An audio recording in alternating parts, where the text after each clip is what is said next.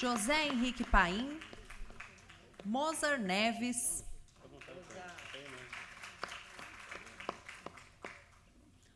podem equilibrar aqui desse lado e desse também, por gentileza? Guiomar Namo de Melo, Maria Alice Carraturi,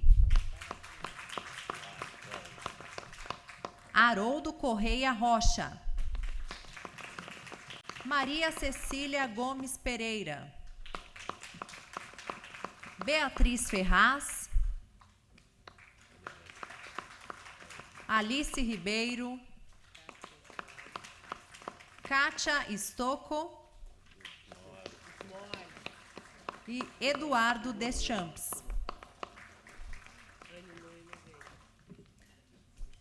Solicitamos à professora Maria Helena que, por gentileza, faça a introdução do tema.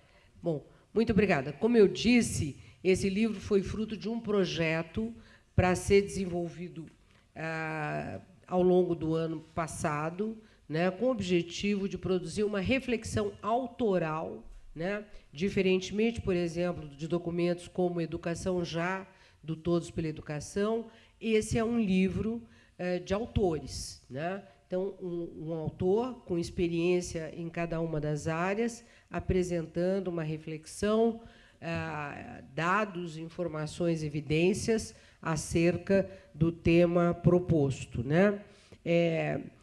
Primeiro eu vou pedir para a Priscila Albuquerque, que foi minha colaboradora na introdução, que, como eu disse, foi uma breve introdução, para que a Priscila, rapidamente, todos vão ter que falar, dar um recado breve, né, fale sobre a introdução.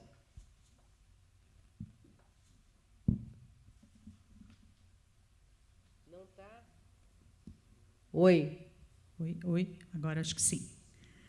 Bom, boa tarde a todos e todas. Primeiro dizer que é um prazer fazer parte desse grupo seleto aqui de autores e de trabalhar mais uma vez com todos vocês. Na introdução, nós fazemos um breve diagnóstico com os dados disponíveis àquela época, então, também com alguma limitação de dados, principalmente acerca da aprendizagem, né? A gente tinha muita informação de acesso. E a ideia foi reunir dados que mostrassem as desigualdades de acesso a equipamentos, recursos, tanto nos domicílios como nas escolas, recursos pedagógicos, né, acesso a computador, conectividade, ambiente, apoio para estudar em casa, ou seja, trazer qual era o panorama nos 2 primeiros anos de pandemia, e mostrar também o desvio das trajetórias das matrículas em cada etapa da escolarização em relação àquilo que a gente vinha observando historicamente, né, durante a pandemia. Então, como eu tenho pouco tempo, vou sumarizar aqui o que nós concluímos com esses dados, né, que essa grande disparidade que já havia entre estados, entre redes e entre as escolas, elas se traduziram, durante a pandemia, numa disparidade ainda maior, né, de acesso, de permanência e de aprendizagem, uma vez que os impactos da pandemia recaíram, obviamente, sobre os alunos mais vulneráveis, né? Então, a gente mostra nesse capítulo qual era o cenário, à época, posto aos formuladores e aos executores de políticas educacionais, na tentativa de dimensionar o tamanho do desafio a se enfrentar. É isso, obrigada. Obrigada, Priscila. Passo imediatamente para a Marisa Abreu, autora do capítulo Financiamento, os desafios do novo Fundeb. Marisa, por favor. Boa tarde a todos os colegas. Em primeiro lugar, eu quero agradecer a oportunidade, agradecer a professora Maria Helena e o Rafael Calu por compartilhar com tanta gente importante na educação brasileira, né, essa cabeça pensante da educação autoral, como disse a Maria Helena, né? Olha, eu costumo dizer que educação de qualidade e equidade, ou seja, com redução das desigualdades socioeconômicas, raciais, de gênero, começa no financiamento e termina no currículo. né? Currículo, formação de professores, avaliação. E tem que passar pela gestão, não é, Paim? Tem que tratar de todas as etapas da educação básica, desde a educação infantil, né, Bia? Passando pelo ensino fundamental e no médio, pela base, chegando à reforma do ensino médio, à educação profissional, tem que passar por tudo isso. Mas começa no financiamento. Se a gente não tiver uma quantidade de recursos mínima, né, adequados por estudante para que se possa oferecer o serviço educacional, e se a gente não conseguir reduzir as desigualdades de recursos financeiros que existem, fica muito difícil, né? Com pouco dinheiro não se faz nada, com muito dinheiro depende de gestão e de uma série de outras questões. O Fundeb, que é o meu artigo, é um mecanismo fundamental, é uma grande construção do Brasil, né?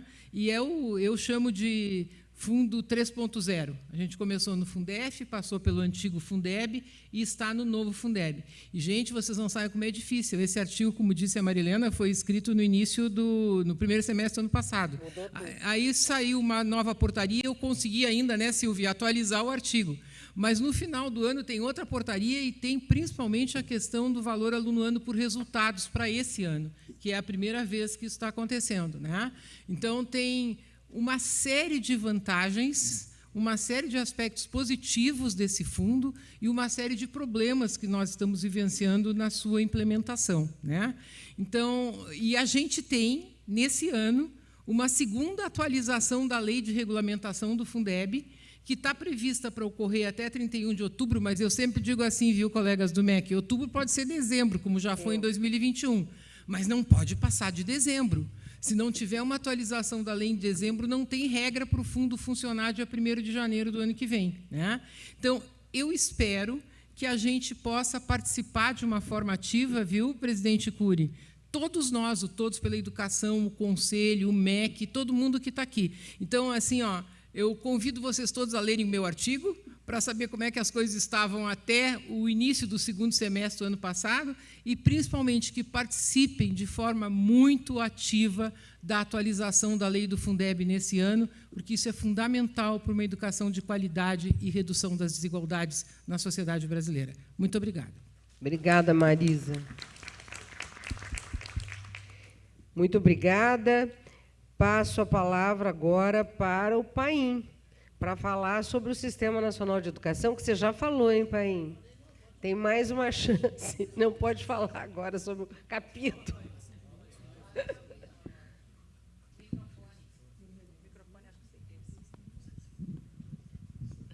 Bom, pessoal, boa tarde. Não, a Maria Helena e a Marisa sempre puxam minha orelha. É comum acontecer. Mas eu queria dizer que o artigo ele trata de um tema que é extremamente relevante, que eu já falei aqui, e que, na minha opinião, é fundamental para que a gente possa tornar esse diálogo federativo cada vez mais orgânico, né? E nós que convivemos nesses últimos 4 anos, eu estava falando aqui que, na transição, eu ouvia muito isso, né? Necessidade de diálogo, de conversação, não só entre União, estados e municípios, né? Mas também entre o sistema federal, que envolve nossas universidades federais, as instituições todas, né, de ensino superior, com o próprio MEC e esse relacionamento do MEC com a educação básica. Então, nós vemos que a instituição do nosso Sistema Nacional de Educação passa a ser algo que a gente tem que realmente trabalhar para aprovar o mais rápido possível, para que nós possamos, então, de fato, tornar esse relacionamento, né, tanto envolvendo a União, né, com os entes federados, mas também os estados. E aí isso é um aspecto extremamente relevante.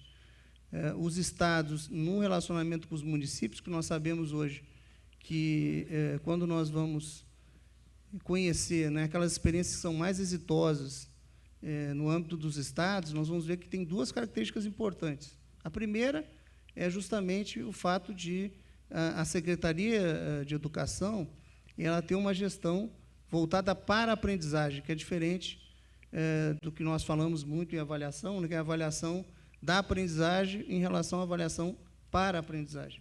Então, quando a gente vai numa secretaria que ela tem um resultado interessante, nós vamos ver que há uma cultura de acompanhamento, e nessa cultura de acompanhamento, um diálogo muito forte entre a secretaria e as unidades escolares, mas também, e esse é um segundo ponto importante, um relacionamento muito intenso, né, e de apoio técnico-financeiro da Secretaria de Educação Estadual com os municípios.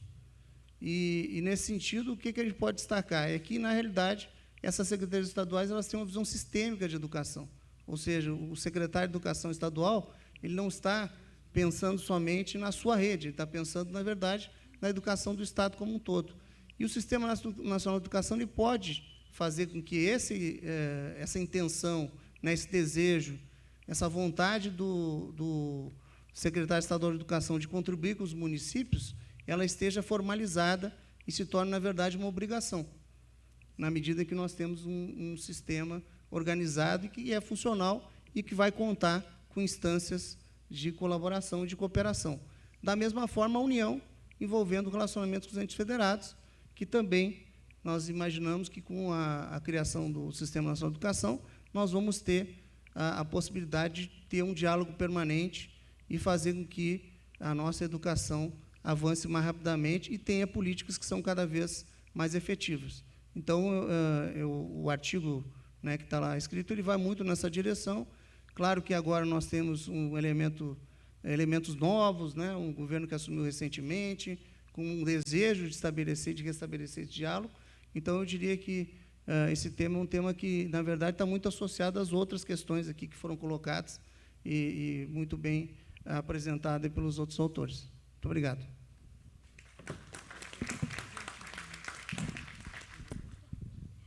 Muito obrigada, Paim. É o tema que está em debate agora, né? O Sistema Nacional de Educação, o projeto de lei, o novo Fundeb, VAA, etc. Bom, passo a palavra para o nosso querido Mozar Neves Ramos, ex-conselheiro nacional aqui de Educação, como eu, e autor do texto Os Arranjos de Desenvolvimento da Educação. Regime de colaboração, né, Mozar?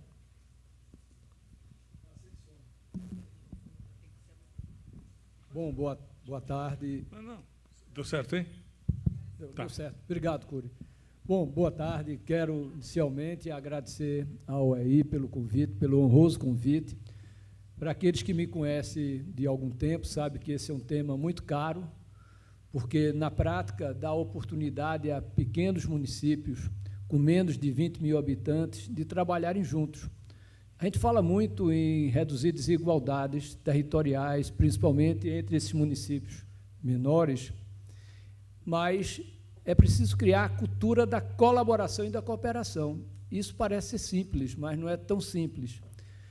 E, nesse contexto, nesses últimos 15 anos, quase, eu estava ainda no Todos pela Educação, quando isso surgiu, de criar um ambiente propício à colaboração entre municípios circunvizinhos, né, que estão próximos geograficamente. E isso prosperou muito. Eu deixei esse tema em 2013, 2014, para cuidar de outras coisas. E, para minha enorme alegria, quando eu vi o Plano Nacional de Educação, estava lá no artigo, acho que é o artigo 7º, inciso 7º, os arranjos de desenvolvimento da educação, que é esse regime de colaboração horizontal.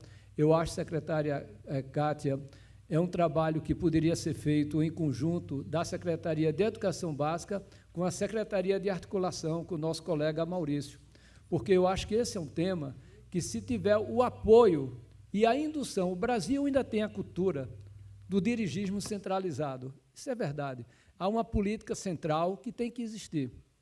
E essa política, para que esses arranjos cada vez mais se consolidem, quase que hoje eles surgem de uma maneira, eu diria, por uma indução da própria sociedade, ou do terceiro setor, porque já tem uma determinada cultura, talvez o mais longevo, os dois, é o da Chapada, na Bahia, com a nossa querida Cibele, que agora está indo para o MEC, muito feliz, e a região noroeste de São Paulo, ali naquela região de Votuporanga. Começou, Kátia, com 18 municípios. Toda vez eu erro quando eu vou dizer o número de municípios. Agora já são 56. Quer dizer, é algo em que eles identificaram, começou a identificação dos problemas comuns a serem resolvidos por eles, eu acho que Paim se lembra, usando o par, porque a gente precisava identificar quais são os problemas comuns.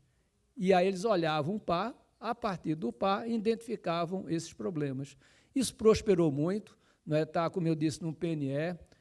Tem hoje uma diretriz operacional que eu tive o prazer novamente de relatar, ainda no Conselho Nacional de Educação, nessa última vez, e eu entendo que a gente tem condições hoje, tanto instrumentais, vontade de fazer, e eu acho que está faltando apenas esse apoio, essa indução do próprio Ministério da Educação, em articulação com os estados e municípios, principalmente para esses municípios mais pobres do ponto de vista socioeconômico e principalmente da região norte-nordeste. Se a gente for olhar, o Maranhão hoje é o estado que tem mais arranjos, que vem já se constituindo, quase que o estado que se caracteriza pelos ADEs.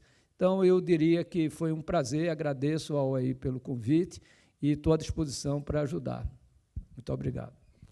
Obrigada, Mozart. Muito obrigada, Mozart.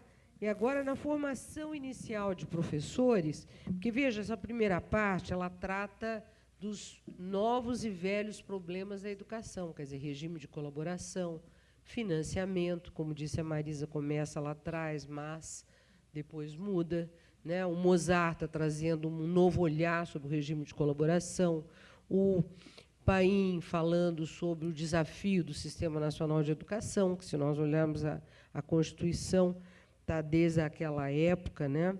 E agora a Guiomar e a Maria Alice vão falar da formação inicial de professores, que é, eu acredito, que talvez o mais velho de todos os problemas da educação brasileira e que nós ainda não conseguimos resolver, né? Formação inicial e continuada, quer dizer, principalmente a formação inicial, que, como nós sabemos, é um desafio muito grande no Brasil e, eu diria, até no mundo, né, pela experiência internacional. É sempre muito difícil, enfim. Mas há com a palavra, as duas autoras, vou pedir aí para fazerem um jogral, porque senão vai demorar muito. Sim, vai ser muito rápido. Obrigada, Maria Helena, pelo convite, o Rafael e toda a UEI. E a gente, como a Maria Helena traz, né, é o grande nó da educação, né? Então, a gente começa o artigo dizendo assim: todo projeto de país que possui altas expectativas sociais e econômicas prioriza a educação, né? E estudos internacionais, inclusive, que nos pautaram aqui, né, trazem que a qualidade de um sistema educacional não pode ser maior que a qualidade dos seus professores.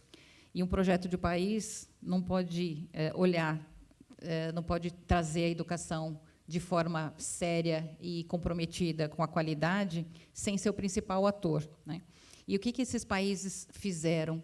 Então, claro que tem um projeto de educação de longo prazo, mas eles criam referenciais de formação, porque é preciso dizer para a sociedade o que se espera de um bom professor, né, na atualidade. Então, esses referenciais são importantes para a sociedade, para comunicar o que se espera, o que é ser bom professor, porque e esses referenciais, a gente fez a indicação disso na BNC Formação de 2018. Bem, a partir dessa introdução que a Maria Alice falou muito brevemente, antes de tudo, quero agradecer também, como todo mundo, a oportunidade. Foi realmente a segunda vez que eu participei e eu acho que, para mim, tem sido muito enriquecedor esse trabalho. E eu agradeço ao OI, a Maria Helena e a todos o que ajudaram a realizá-lo. Mas uma segunda parte do nosso trabalho levanta duas ou três questões que são muito polêmicas e que são mal resolvidas. Não é um trabalho que tem respostas, porque nós sabemos das evidências, mas nós nunca não conseguimos descobrir como é que a gente faz com que as evidências funcionem no nosso país. As evidências maiores que existem sobre formação de professor são do exterior, não é? E a literatura que apoia essas evidências nos diz também algumas questões que são muito importantes. E que está na hora da gente olhar a formação do professor do ponto de vista pedagógico. A pedagogia tem que chegar na formação do professor, porque se trata de ensinar e de aprender, de conduzir esse processo naquele território quase sagrado, não é? Onde está ali o professor e o aluno, e a mediação do professor deste conhecimento e desta visão que ele quer que o aluno tenha, não é? E, se nós não olharmos pedagogicamente para isso, nós não vamos avançar. O Conselho Estadual de São Paulo fez um trabalho interessante de revisão pedagógica dos currículos de formação de professor, um trabalho muito rico, um trabalho muito sacrificado, que começou em 2011 e ainda não terminou, só para vocês terem uma ideia do tempo em que isso tem levado, de discussão com todas as licenciaturas de todas as 3 grandes universidades públicas e das universidades municipais que tem o Estado de São Paulo, não é? E essa discussão curricular, que vem a que tem a substância pedagógica, ela é uma discussão muito polêmica. Existem visões que são, se não são contraditórias totalmente, são muito diferentes sobre o que vem a ser um bom professor, não é? Sobre o nível de diretividade, o nível de assertividade que ele vem a ter no futuro, mas algumas coisas ficam claras. A prática é a coisa mais importante na formação do professor. O professor é, antes de tudo, um profissional. Gostaria de usar um nome assim, quase que um operário da educação, não é? Aquele que opera nesse sentido mais literal da palavra, não é? E a prática tem que estar presente nos currículos de formação de professor. Não está. Na grande maioria dos casos, ela não está. Existem exceções maravilhosas, existem exceções muito boas. O Brasil sabe formar professor? Sabe, mas é pouquinho. Na escala, ainda não temos nenhuma experiência que permita a gente falar que conseguiu atingir esse quadro. O segundo ponto polêmico, portanto, a questão pedagógica está aí, ela tem que ser resolvida, nós temos que discutir isso. É um debate que não é para hoje, é para muito tempo, mas eu acho que nós temos que enfrentar desde já. A segunda questão que a gente precisa enfrentar, no caso da formação do professor, é a mudança de paradigma do próprio curso de formação. Porque, se nós não pudermos mudar o paradigma do curso de formação, nós não poderemos entrar com essas novas ideias e evidências pedagógicas. E, por último, o mais polêmico de todos eles é o tema do financiamento da formação do professor. O Brasil precisa tomar consciência que quem estuda para ser professor hoje é pobre. É pobre, precisa de bolsa, precisa trabalhar de dia, estuda de noite, e é por isso que os cursos à distância proliferam com a velocidade e na quantidade que eles têm proliferado, mas é o que nós temos para hoje que vai ser o nosso corpo docente do futuro. Não adianta a gente ficar dizendo a educação à distância é ruim, e é ruim, e é ruim. Tá bom. E o que nós podemos fazer em relação a esse problema? Como nós podemos apoiar esse futuro professor? Nossa proposta, para ser discutida, para ser debatida, é que nós temos que financiar cada vez mais a demanda pelo curso, não oferta. Não se trata de financiar a instituição, nem federal, nem estadual, nem particular. Se trata de financiar a demanda pelo curso de formação, para que ele possa escolher e aí atuar na qualidade, para que a qualidade seja uma coisa que esteja à disponibilidade deste professor no lugar onde ele está. Desculpe, Maria Helena, Não, eu sei, Guilmar, eu sei que o assunto é forte. E é basicamente isso, quer dizer, tá, nós precisamos pensar na questão do financiamento com bolsa diferente para professor. Nós precisamos de um ProUni só para professor. Muito bom. Tá bom. Muito obrigada, Guilmar. Não, vou passar para a Kátia. Eu vou passar para a secretária Kátia, secretária de Educação Básica do Ministério da Educação, neste ato, representando o ministro de Estado da Educação, doutor Camilo Santana. Ela vai ter que sair, eu passo a palavra para ela. Boa tarde. Boa tarde, presidente Cury, professora Maria Helena, professor Paim, professor Mozart, tantos amigos aqui, Deschamps, Haroldo, Kátia, minha xará, minha amiga, Alice, professora Marisa, e todas as professoras e professores que estão aqui. Primeiro, eu queria começar, viu, professora Maria Helena, presidente Cury, me desculpando, porque hoje o MEC está inaugurando uma metodologia de trabalho na relação entre o Executivo e o Congresso, e hoje o MEC está o dia inteiro no Congresso. Então, por isso, eu só fugi para vir aqui rapidinho, que eu tinha prometido de estar aqui, professora Maria Helena e o presidente Cury. Então, eu vim para prestigiar, primeiro, em nome do ministro Camilo, da secretária Isolda, cumprimentar a OEI, professora Maria Helena, pela organização dessa produção. Eu acho que todos nós temos, talvez, a gente tem uma ideia do que aconteceu com a educação no Brasil nos últimos anos, mas nós não temos a dimensão do problema. Eu acho que todos nós temos uma ideia, mas, quando a gente sentou no MEC, nesses últimos 2 meses, a gente foi ver o tamanho do prejuízo que esse país tem que enfrentar. Então, acho que a gente tinha dado muitos passos e a gente recuou em boa parte deles. Então, cada uma de nós, que somos educadores de muitos anos, em diferentes campos, né? Seja na formação de professores, seja na avaliação, seja no ensino fundamental, no médio, na educação infantil, no ensino superior, nós estamos realmente precisando fazer um grande movimento no Brasil para retomar a educação como a principal política pública para a construção de uma nação forte, né, e democrática. Então, a gente está num momento muito complexo. Primeiro, porque nós recebemos um ministério, de fato, com muitos problemas, né, muito sucateados, e com uma grande prioridade para esse governo, que é a educação básica.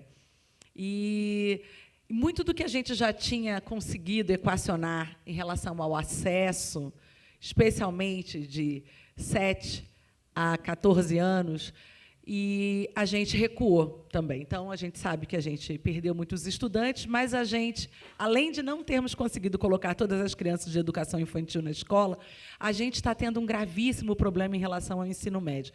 Não é só pelas múltiplas nuances do novo ensino médio, que tem uma série de problemas que precisam ser enfrentados e precisa ser revisto verdadeiramente, mas porque a gente tem muitos, em torno de 500 mil jovens de 14 a 17 anos que estão fora da escola.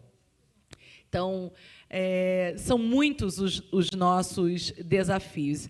E eu estava escutando agora, na fala do professor Mozart, em relação à potência do regime de colaboração. Acho que esse é um primeiro grande sinal que o MEC vai anunciar nos próximos dias, aí, que é um grande compromisso pela alfabetização, tendo como o seu fio condutor o regime de colaboração. Então, talvez seja um ensaio para o sistema nacional. E a gente vai ver como isso vai funcionar. Em alguns estados, as coisas já vêm caminhando, em outros, isso a gente vai precisar induzir. Mas tem muita razão. Eu vim de município, né? E essa concentração de recursos e de poder na União, ela mostrou muita fragilidade durante a pandemia, e se tem alguma coisa que, de fato, a pandemia ensinou para a gente, é que existe muita potência na relação entre estados e municípios, e a União precisa aproveitar isso, porque a vida das pessoas acontece na cidade. Ela não acontece na União, ela acontece na cidade. A vida das pessoas, e principalmente a educação básica, acontece nos municípios, né? Então, e como é que os estados podem trabalhar nessa direção? E uma segunda coisa, tem muita razão, é a formação inicial. A gente sabe que a gente está com um gravíssimo problema aí, professoras e professores despreparados para a sala de aula, né? E, então, como é que a gente vai enfrentar isso? Isso não é possível de ser resolvido só na formação continuada. A formação continuada tem ela tem outros objetivos. Ela não pode ser aquela que vai ficar com esse compromisso. Então, há muito para ser retomado, mas eu queria, primeiro, cumprimentar cada um de vocês, cumprimentar muito a professora Marilena pela iniciativa, o conselho. Eu acho que essa publicação ela traz à tona todos esses temas que estão na ordem do dia para a gente, como sociedade, retomar o lugar das políticas educacionais na formação dos cidadãos que vão fazer a mudança desse país, né? Não é a educação que muda, a educação muda as pessoas, e a gente vai mudando aquilo que não está funcionando. O Brasil é um país que é uma referência em muitas áreas, e a gente precisa ocupar de novo um lugar importante nas políticas educacionais, e a gente perdeu muito desse espaço. Não é à toa que boa parte das referências importantes sobre o que vem acontecendo de bom na educação no mundo, não temos como referências os principais estudos do Brasil. Isso é algo que a gente tem que olhar. A gente precisa entender o papel das universidades, o papel da sociedade civil, o papel dos órgãos de gestão pública da educação e o lugar do Conselho na relação com o MEC, como é que a gente, de fato, juntos, consegue entregar para a sociedade aquilo que ela precisa de políticas educacionais, em todos os níveis, né? O nosso compromisso é, de fato, olhando para aqueles que mais precisam. O Brasil é um país muito diverso, e se tem algo que o IDEB mostrou para a gente, se ele não ajuda a gente a agir diretamente na sala de aula, porque é um índice que tem outra finalidade, ele ajuda a gente a pensar políticas macro, acho que as avaliações formativas é que vão apoiar mesmo a sala de aula, mas ele é um índice que mostrou para a gente uma gravíssima distorção, e talvez não seja à toa que eu esteja hoje à frente da Secretaria de Educação Básica. Se apenas 40% das crianças brasileiras são alfabetizadas na idade certa, e apenas 30% das crianças pretas, pardas e indígenas, significa que nós nunca olhamos para o que significa o racismo estrutural no Brasil em termos de políticas educacionais. Agir sobre isso significa mudar o panorama da educação toda.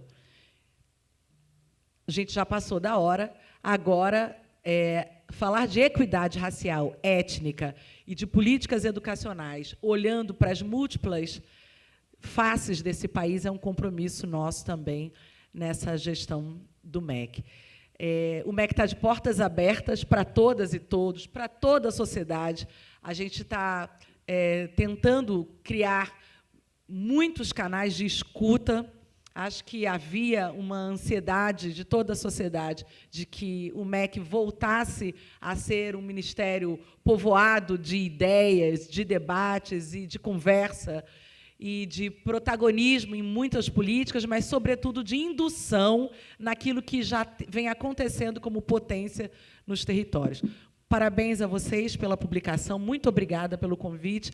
O ministro Camilo cumprimenta muito a professora Maria Helena, presidente Cury, a todos e a todos os autores, e dizer para vocês que nós estamos juntos nessa grande...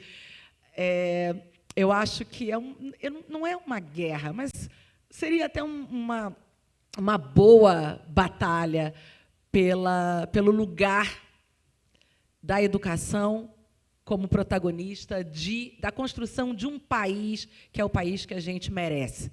Tá? Muito obrigada. Obrigado, secretária. Representando o ministro, obrigado pela presença. Indique os nossos cumprimentos ao ministro.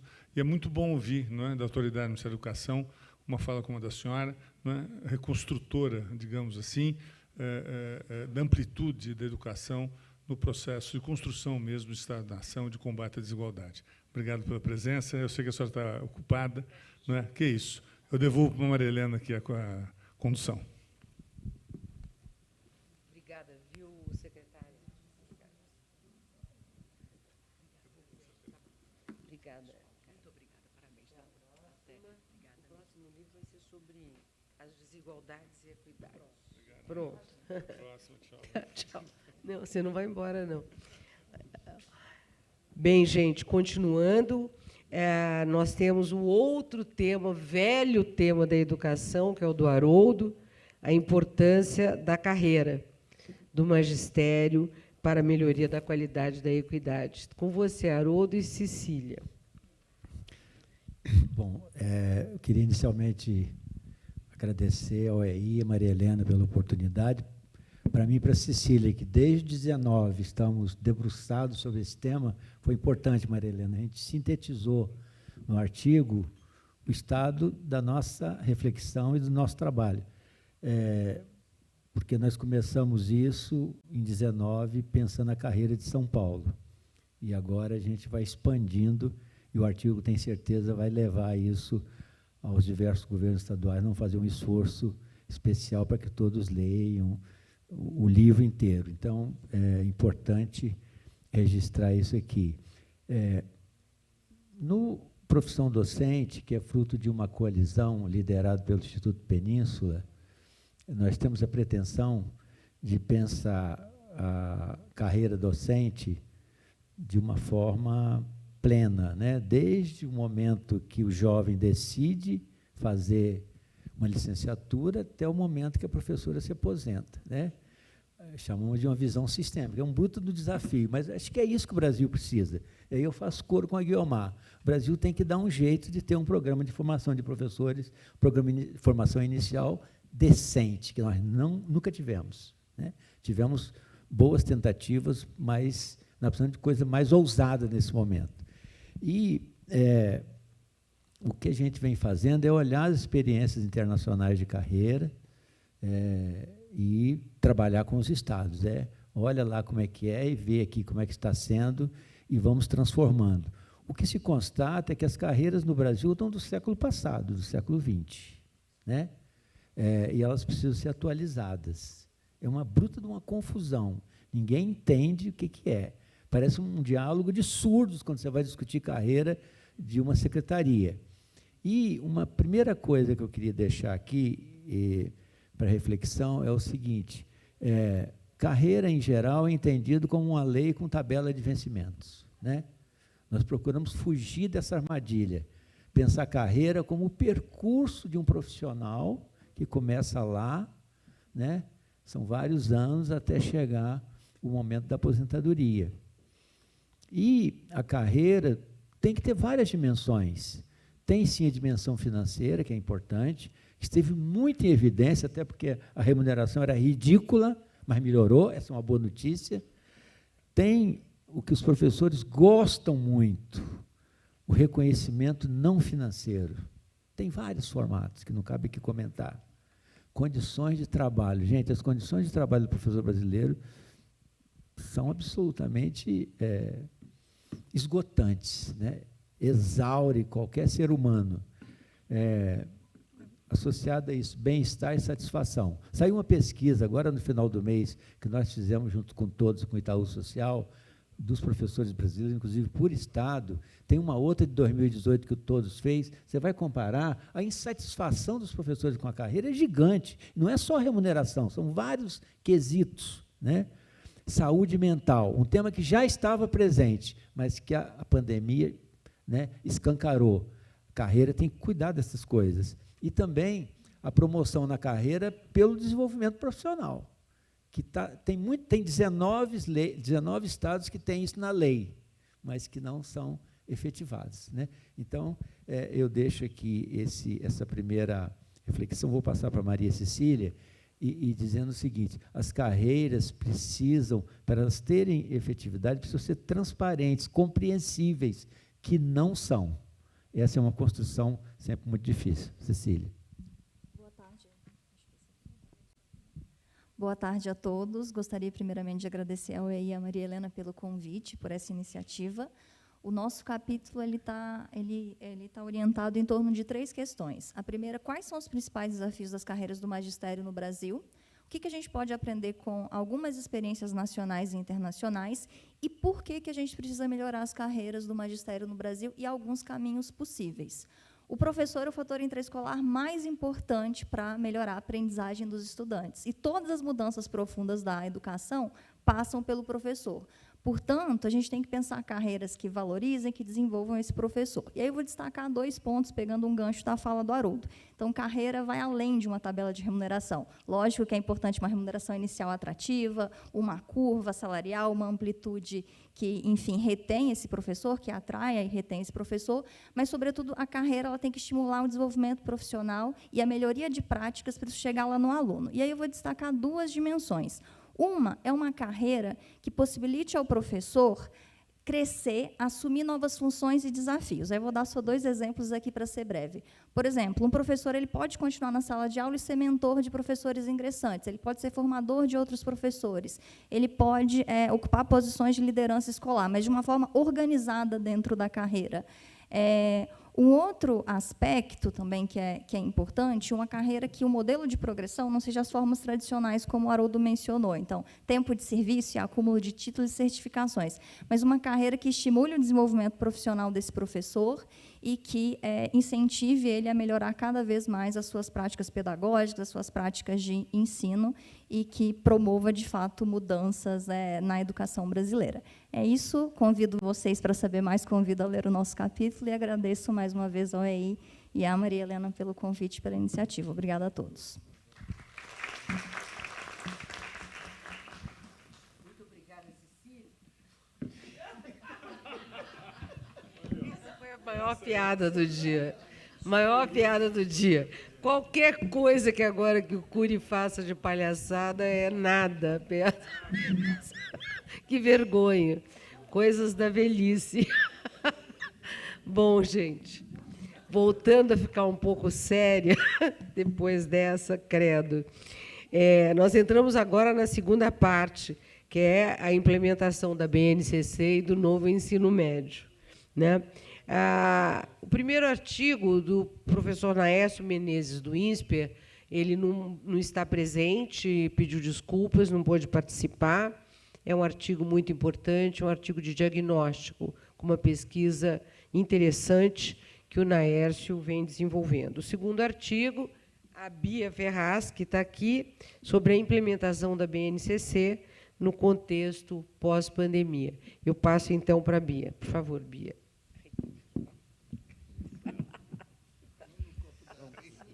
Ainda bem que era professor de pinga. Essa é definitiva. Bom, boa tarde. Roberto, acho que não está. Tá? Então, boa tarde a todos e a todas que estão aqui presentes também. Eu queria agradecer muito o convite de participar desse livro, agradecendo ao Rafael, mas principalmente a Maria Helena, que é uma pessoa que eu admiro muito, uma mulher que eu admiro, uma profissional que eu admiro e muito generosa em todas as oportunidades que eu tive de aprender e aprender muito com você. Obrigada. No meu capítulo, então, eu sigo um pouco a conversa com o capítulo do Naércio, que traz o impacto da pandemia no desenvolvimento e nas aprendizagens das crianças e o cuidado que a gente precisa ter nas ações que a gente vai implementar para dar conta, né, desses impactos no desenvolvimento infantil.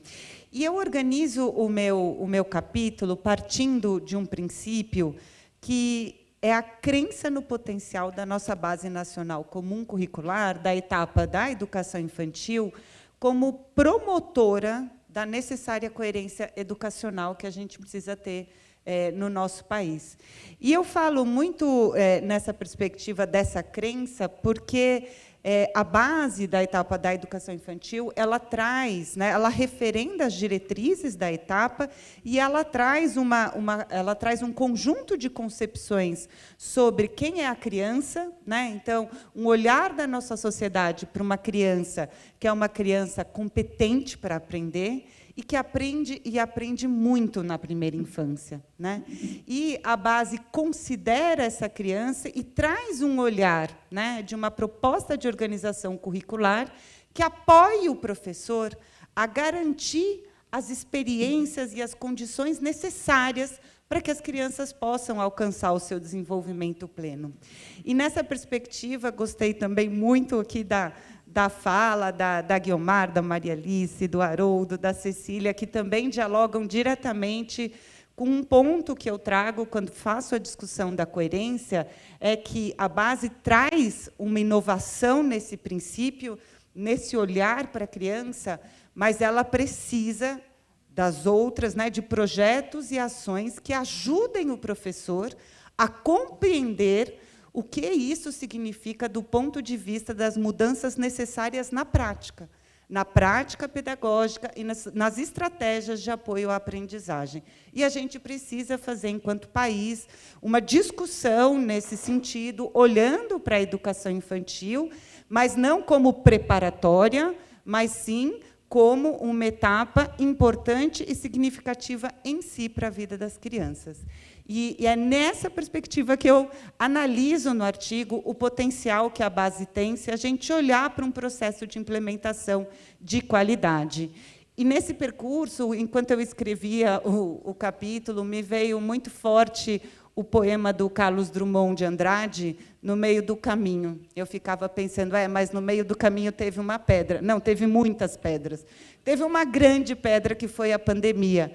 E a pandemia ela foi altamente impactante na infância, porque, diferente de qualquer outra etapa, sim, a gente gerou desigualdade em relação às atividades virtuais que as crianças participavam, mas essa é uma etapa em que as crianças não aprendem virtualmente. Elas dependem das experiências sociais, elas dependem de interações de qualidade, de um adulto que garanta as experiências positivas em relações de afeto, de cuidado, né? E um adulto que conheça as necessidades das crianças.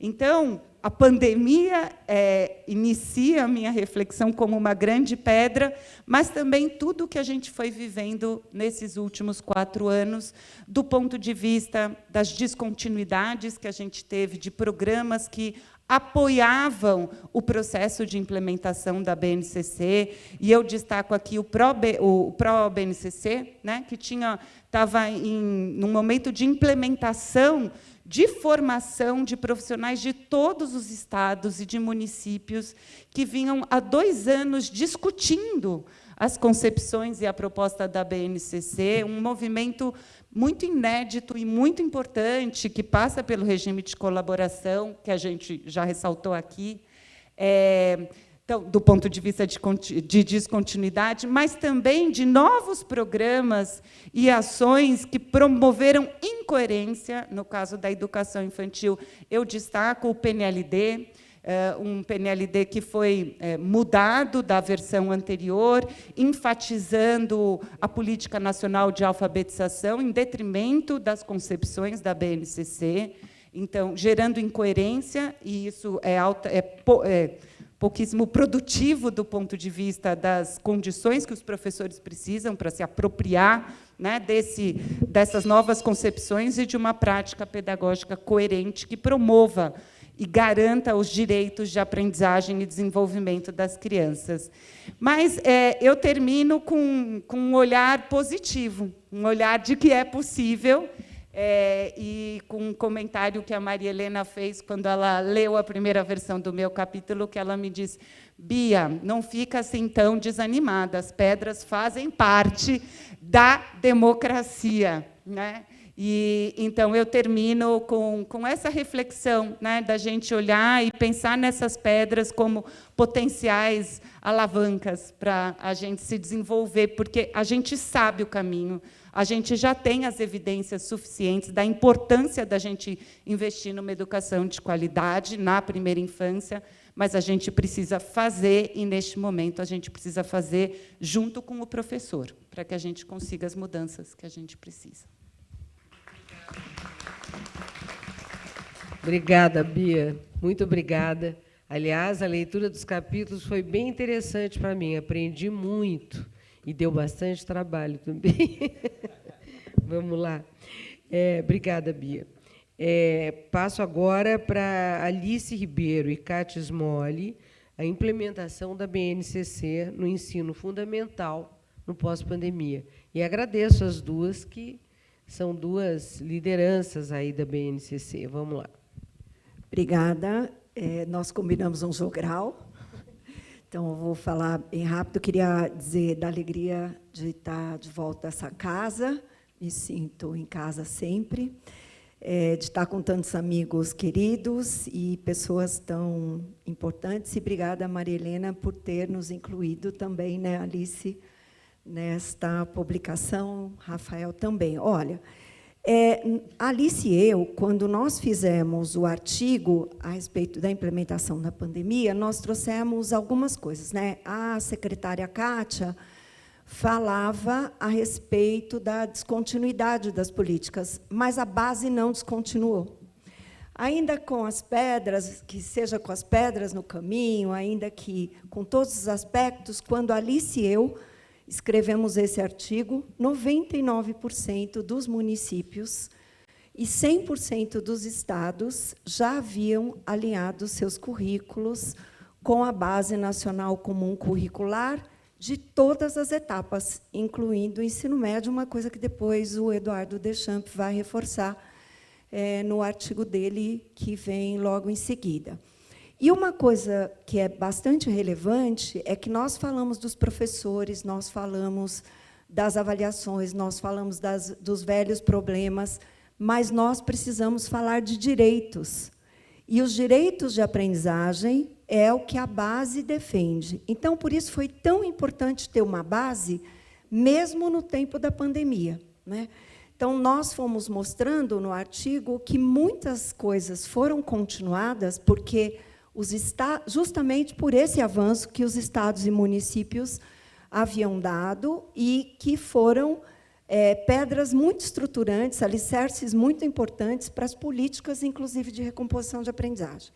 E eu acho que eu só vou destacar mais um aspecto que a Bia até traz no artigo dela, que a Alice e eu destacamos como importante, inclusive, na ação do Conselho Nacional de Educação, quando o Conselho Nacional de Educação fez a homologação tanto da versão da etapa até o fundamental, quanto da etapa do ensino médio, que é a ideia de coerência pedagógica sistêmica, que é a ideia de você ter clareza dos direitos de aprendizagem e todo o resto, do ponto de vista pedagógico, seja a formação dos professores, o desenvolvimento da carreira, formação inicial, formação continuada, o livro didático e as avaliações que virão em seguida, terem um alinhamento com o currículo.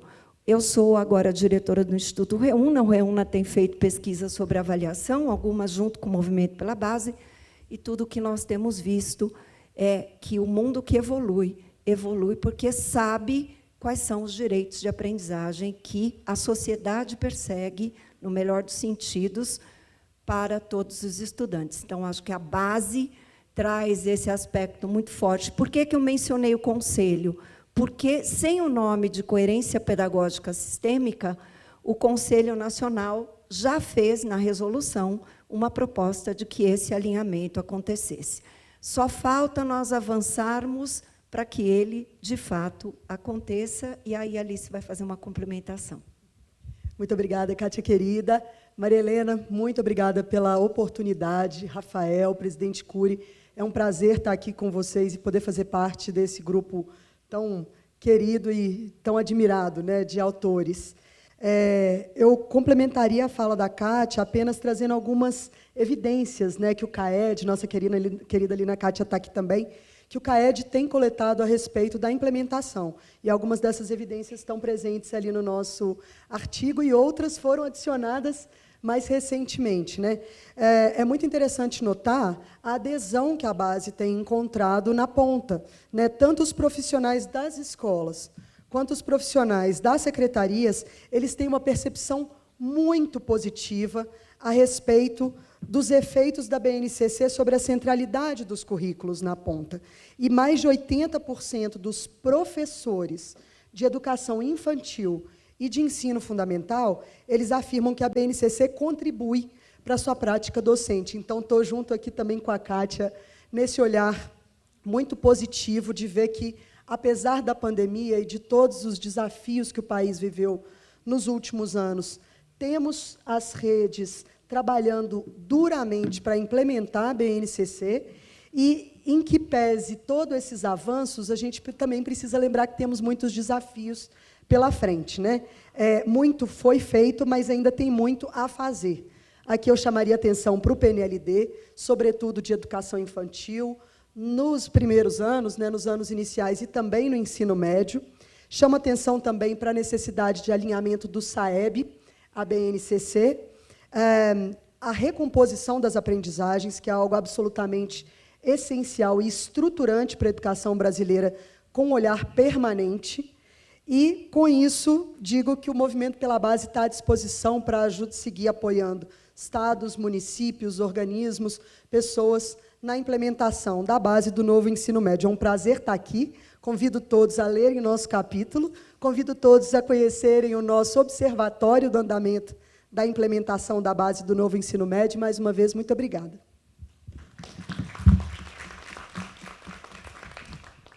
Muito obrigada, Alice, obrigada, Kátia, Bia, e passo agora para Eduardo Deschamps, que vai falar sobre o assunto mais tranquilo do Brasil, a implementação do novo ensino médio Enem, aquele assunto que não dá polêmica, como todos vocês sabem. Eu acho que meu artigo está garantido para essa leitura, né? Marilena, eu queria falar uma coisa antes, ela está mostrando 5 minutos lá, eu acho que eu vou estourar um pouquinho, mas vou tentar ser breve no restante, mas eu queria fazer um registro importante, para mim, particularmente, mas para dar a dimensão da importância do conjunto de autores que a gente tem nessa publicação, né, Rafael? Eu, na verdade, antes de 2011, eu não entendia nada de educação básica. Eu atuava na educação superior, sou professor universitário de uma universidade comunitária lá do interior de Santa Catarina, né? E entre 2011, quando eu comecei a atuar na Secretaria de Educação de Santa Catarina, até 2020, quando eu deixei o CNE, né, Curi? Para mim foi um processo de aprendizagem intensivo, porque eu pude conviver, comentava ainda há pouco, né, com a Nilma, com pessoas, sabe, são ícones da educação básica do Brasil, e eu fui aprendendo, né, meio esponja, assim. Eu tive essa honra, né, de trabalhar com a Marisa Abreu, com a Cátia Smoli, com você, com o Curi, com o Paim, com Mozart, Guiomar, com Haroldo, quer dizer, muita gente bacana, né, ao longo desse período. E aí eu voltei agora para a universidade, e vocês sabem que santo de casa não faz milagre, né? Eu voltei lá na universidade, eu era ex-reitor, né, e ponto, né, apesar de ter passado aqui pelo CNE e assim por diante. Mas o bacana é que quando o Rafael mandou, a equipe mandou a versão PDF, né, eu mandei para os meus contatos, para várias pessoas, e eu recebi uma resposta de uma das pessoas lá, que ela destacava, ela tirou uma foto, né, e destacava assim, como o meu nome estava perto do nome da Cláudia Costin, ela botou isso, né, Cláudia Costin e Eduardo Deschamps. E aí embaixo ela falou, Cláudia Costin, você está bem acompanhado, né? Então aí eu passei a ser ídolo deles lá, né, porque eu conheço a Cláudia Costin e todo o resto do pessoal, né. Mas brincadeira à parte, só para aliviar um pouco, que a gente vai falar de uma coisa super séria, que é a questão do novo ensino médio. Eu acho que ali o artigo ele procura sintetizar um pouco todos os conceitos que estão envolvidos com o novo ensino médio. Eu acho que é, de fato, uma questão polêmica, porque o novo ensino médio, ao tentar alinhar o ensino médio brasileiro ao que existe no mundo inteiro, né, que as tendências são diversificação, flexibilização curricular, a maior articulação com formação técnica profissional, ele quebra paradigmas, né? E mudança de paradigma não é simples. Mudança de paradigma é uma coisa muito complexa de se realizar. Eu acho que o artigo ele procura apresentar um pouco quais são as inovações que o novo ensino médio traz, quais são os pontos importantes, né? Lembrar de que boa parte do que está colocado ali e que veio também na Lei 13.415 está inspirado num projeto de lei, o 6840, que é lá de 2014, 2013, mais ou menos, o Reginaldo Lopes, já vi em outras discussões anteriores, e principalmente que muito do que está ali de inovação foram experiências, né, Haroldo, feitas nos estados, né, Pernambuco com o ensino médio integral, Espírito Santo com a Escola Viva, vários outros estados que foram implementando inovações ao longo do tempo e que foram dando certo, mas eram implementadas no tempo integral para implementar no currículo regular. Então, essas inovações estão colocadas ali, a gente procura apresentar isso. Mas o mais bacana é que, em 2020, a partir do segundo semestre de 2020, 2021, eu fiz muitas palestras para o Brasil inteiro sobre o novo ensino médio. Eu tive essa honra de conversar com muitas escolas, redes de escolas, públicas, privadas, conselhos estaduais de educação, sobre o novo ensino médio. E o mais bacana nas escolas é que, ao final da palestra, quando eu tentava explicar isso que está no artigo, era a reação de muitos professores dizendo assim: mas é o ensino médio que a gente sempre sonhou. É isso que eu escutava. Sabe? É o ensino médio que a gente sempre quis fazer. É lógico que tem muita dificuldade, como toda quebra de paradigma é complexo, ele não é simples para a implementação. E aí, Paim, é super importante que a gente tenha efetivamente, no caso da implementação do ensino médio, o regime de colaboração estabelecido. Porque há necessidade de uma coordenação efetiva de nível nacional.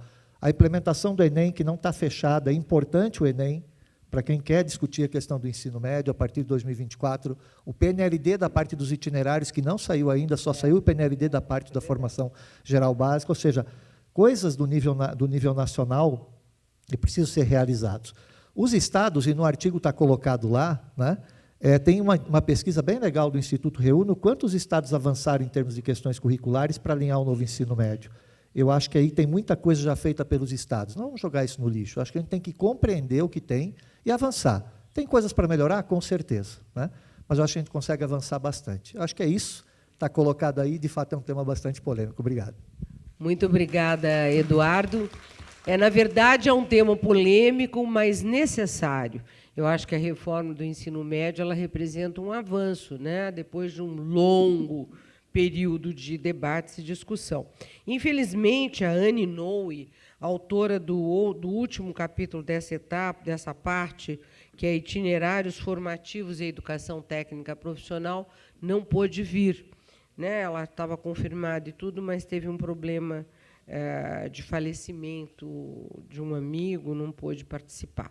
Então, com isso, eu encerro essa primeira e segunda etapa dos velhos problemas da BNCC e passo agora para a segunda rodada. Vou pedir que os autores voltem para a plateia e vou chamar agora, você chama os autores dessa rodada, né? Tá bom? Muito obrigada aos autores.